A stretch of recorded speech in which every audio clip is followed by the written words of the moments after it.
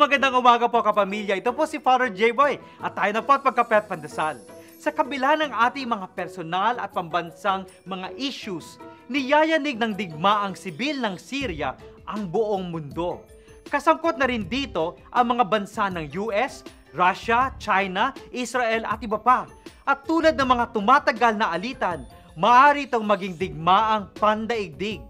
Higit kumulang mga 100,000 katao na ang namatay sa maliit na bansang Syria.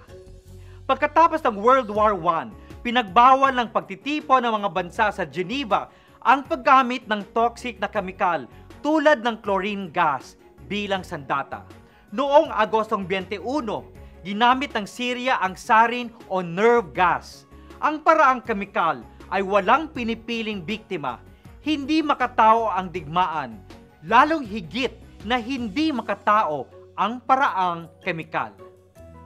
Nananawagan si Pope Francis sa lahat ng tao, hindi lamang sa mga Katoliko, upang magpakita ng hindi pagsang-ayon sa digmaang Syria. Noong ika-7 ng Setyembre, nanawagan siyang mag-ayuno at magdasal para sa kapayapaang pandaigdig. Wika niya, ang solusyon sa anumang alitan ay pakikipag-usap o dialogue. May puwang sa pananampalataya natin ang Syria dahil sa Damascus sa buhay ni San Pablo. Dahil dito, isama natin sa araw-araw na pagdarasal ang Syria. Magandang umaga po.